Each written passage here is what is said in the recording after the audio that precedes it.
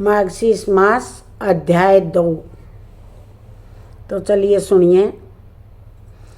एक दिन अचानक राजा को सौपन आया। उसमें उसने देखा कि उसका पिता जो मृत्यु के बाद पितृलोक में था अत्यंत कष्ट से तड़प रहा था। राजा ने भयभीत होकर पूछा, पिताश्री आप ऐसे कष्ट में क्यों हो? पिता ने उत्तर दिया, वत्स यह पीड़ा तुम्हारे अहंकार और अधर्म का फल है। तूने यज्ञ दान धर्म से मुंह मोड़ लिया है, इस कारण हम पितरलोक में शांति नहीं पा रहे हैं। यदि तू हमारा उद्धार चाहता है तो भगवान विष्णु का व्रत करें और आने वाले मार्गशीर्ष मास में श्रद्धा से उपवास रख, दान कर, दीप प्रज्वलित कर। यह मास भगवान श्री कृष्ण को अति प्रिय है। जो व्यक्ति इस मास में तुलसी और दीप से पूजन करता है उसके पितर स्वर्ग को प्राप्त होते हैं। सौपन समाप्त हुआ और राजा भयभीत होकर जाग गया। उसके भीतर एक अजीब सी शांति और पश्चाताप का भाव उत्पन्न हुआ। वह राजमहल से निकलकर उसी क्षण मंदिर पहुंचा और पुजारी के चरणों में गिर पड़ा। पुजारी ने कहा, राजन, भगवान का आह्वान तभी होता है जब आत्मा परिवर्तन के लिए तैयार हो जाती है। मार्गशीर्ष मास निकट है। श्रद्धा उसका व्रत तेरे और तेरे कुल का उद्धार होगा। अगले दिन से राजा ने सबको आदेश दिया, नगर के हर घर में भगवान विष्णु की आराधना हो, हर मंदिर में दीप प्रज्वलित हो और गरीब को अन्न धन वस्त्र का दान हो। जब मार्गशीर्ष मास आरंभ हुआ तो राजा ने राजसी वस्त्र त्याग दिए और साधारण वस्त्र में राज सिंहासन के स्थान पर भूमि पर बैठकर ओम नमः भगवते वासुदेवाय का जाप करने लगा। उसने नियम किया, न क्रोध करेगा, न असत्य बोलेगा, न किसी जीव को कष्ट देगा। राजा प्रतिदिन मुहूर्त में स्नान कर गंगा जल से भगवान विष्णु का अभिषेक करता। हर श्याम राजमहल में हजारों दीप जलाए जाते। तुलसी पौधे के समीप घंटानाद और श्री हरि का नाम का समन होता। गोविंद जय जय, गोपाल जय जय। राज्य में भक्ति का वातावरण फैल गया। मंदिर में के गर्भगृह में एक दिव्य प्रकाश प्रकट हुआ और उसी से भगवान श्री हरि की 4 भुज प्रदर्शन हुए। पीताम्बर धारण किए, शंखनाद गदा और पद धारण दिए हुए वे बोले, राजा वीरसेन, तूने अपने जीवन के दोषी को प्रायश्चित कर दिया है। तेरे पितर मुक्त हो गए हैं। मार्गशीर्ष में किया गया व्रत आपको पुण्य की प्राप्ति देगा। तब तेरे पितर मुक्त हो गए हैं। मार्गशीर्ष मास में किया गया व्रत, स्नान, दीपदान, दान तेरे लिए नहीं है, तेरे पूरे वंश के लिए मोक्षदायक होगा। भगवान के दर्शन से राजा की आंखें आंसुओं से भर गई और वह गिर पड़ा और बोला, हे प्रभु, आपने मुझे नया जीवन दिया।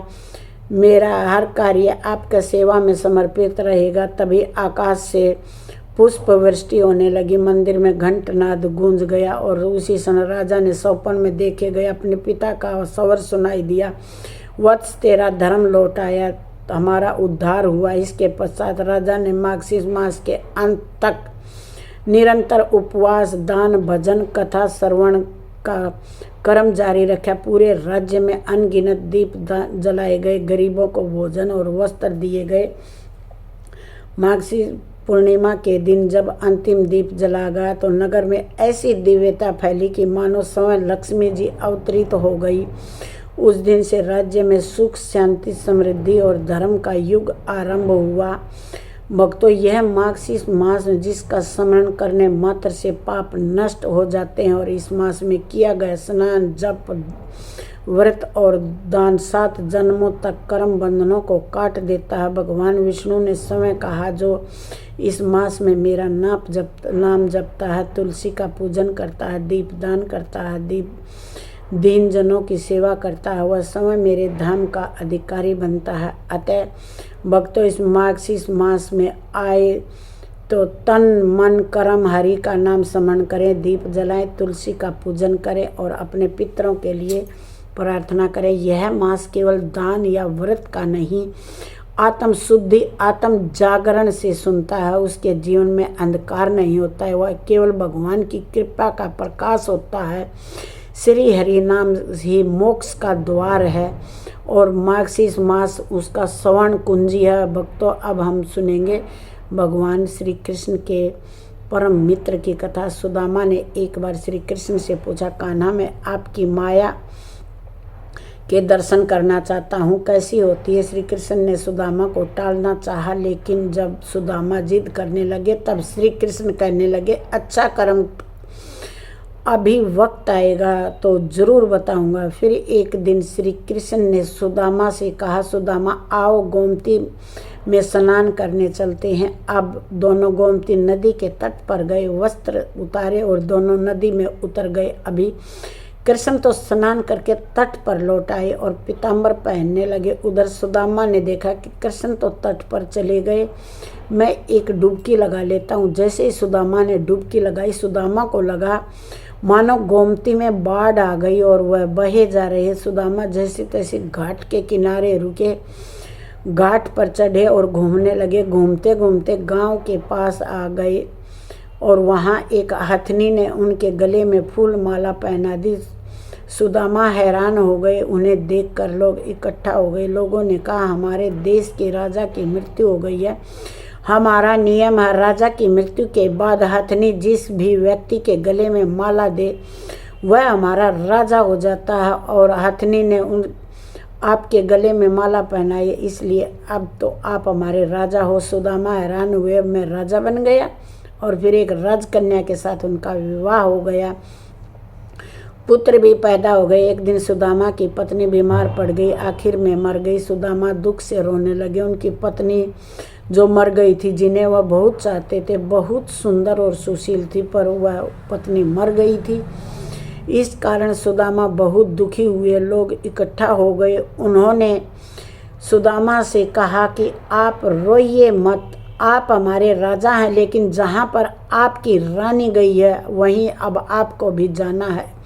यह तो मायापुरी का नियम है। आपकी पत्नी को अब चिता में अग्नि दी जाएगी और आपको भी पत्नी की चिता में प्रवेश करना ही होगा। आपको भी यह पत्नी के साथ जाना ही होगा। यह सुनते ही सुदामा की तो सांस रुक गई, डर के मारे हाथ पांव फूल गए। अब मुझे भी मरना होगा। मेरी पत्नी की मृत्यु हुई, मेरी तो नहीं हुई, भला फिर मैं क्यों मरूं? यह कैसा नियम है? सुदामा अब अपनी पत्नी की मृत्यु को भूल गए और उस दुख को भी भूल गए। उनका रोना भी बंद हो गया और अब वह अपनी ही चिंता करने लगे। कहने लगे, भाई, मैं तो मायापुरी का वासी हूँ, मुझ पर आपकी नगरी का कानून नहीं चल होता, मुझे कोई जलना नहीं है, लोग नहीं माने। कहने लगे, अपनी पत्नी के साथ आपको भी चिता में जलना ही होगा, मरना ही होगा, यह यहाँ का नियम है। लोगों की बात सुनकर सुदामा ने कहा, अच्छा भाई, चिता जलने से पहले मुझे स्नान तो कर लेने दो। पहले तो लोग नहीं माने, लेकिन जब सुदामा ने बहुत अनुनय की तो उनकी बात मान ली और उन्होंने कुछ हथियारबंद लोगों का पहरा वहाँ पर लगा दिया। सुदामा को स्नान करने दो, देखना कहीं यह भाग ना जाए। अब वह रह रहकर सुदामा डर के मारे रो उठते। सुदामा इतना डर गए कि उनके हाथ पैर कांपने लगे। किसी तरह कप कपाते हुआ नदी में उतरे और डुबकी लगाई। फिर जैसे ही बाहर निकले, उन्होंने देखा कि माया नगरी कहीं पर भी नहीं है और किनारे पर श्री कृष्ण भगवान अभी तो अपना पीताम्बर ही पहन रहे हैं और उधर तो दुनिया घूम आए।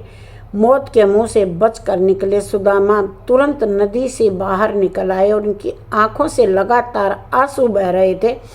श्री कृष्ण ने देखा तो हैरान हुए, हालांकि सब कुछ जानते थे, फिर भी अनजान बनते हुए श्री कृष्ण ने पूछा, सुदामा, तुम रो क्यों रहे हो? सुदामा बोले, कृष्ण, मैंने जो देखा है वह सच था, यह जो मैं देख रहा हूँ यह सच है। श्री कृष्ण मुस्कुराए और कहने लगे, जो देखा और भोगा वो सच नहीं, भ्रम था, सौपन था, माया थी मेरी, और जो तुम अब मुझे देख रहे हो यही सच है, मैं ही सच हूँ। मुझसे अलग जो कुछ भी है मेरी माया है। और सुदामा, जो मुझे सर्वत्र देखता है, मुझे महसूस करता है, उसे मेरी माया स्पर्श नहीं करती। माया समय का विस्मरण है, माया अज्ञान है। इंसान तो माया की कठपुतली है, जिसे माया जब चाहे नचाती रहती है। जो प्रभु श्री कृष्ण से जुड़ा है वह नाचता नहीं, भ्रमित नहीं होता, माया से दूर रहता है, वह जान जाता है। और सुदामा भी जान गए। जो जान गया वह भला श्री कृष्ण से अलग कैसे रह सकता है। अब तो आप भी जान गए कृष्ण जी, ये इसका मतलब यह माया से दूर हो। भक्तों प्रेम से बोलिए जय श्री कृष्ण।